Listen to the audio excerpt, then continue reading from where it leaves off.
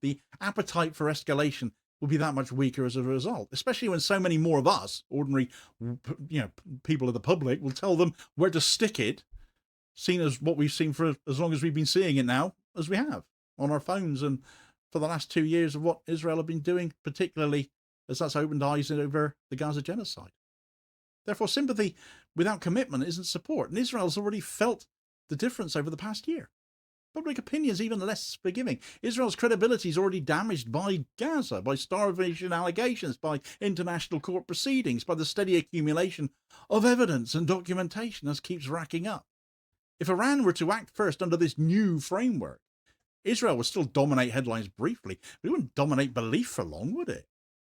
And this is why the Iranian documentation matters so much, and why it carries so much more weight now than perhaps it would have done earlier. Because Iran is not trying to win a popularity contest here. They don't care what the West thinks of them. It's trying to remove Israel's ability to claim surprise and innocence later. By rejecting reassurance publicly and redefining threats as hostile conduct, Iran's frozen Israel's credibility at a lower level than ever before. The danger of this phase is not that either side suddenly wants war, it's that the language both sides use to prevent war has stopped translating. When reassurance sounds like deception and threats sound like preparation, the system ends up ever more on edge. Small moves end up carrying outsized meaning. Silence gets read as intent. Speech gets read as evidence. Possibly threat. Possibly motivation. Possibly warranting a preemptive strike. So Israel is now operating in a space where its usual advantages no longer exist.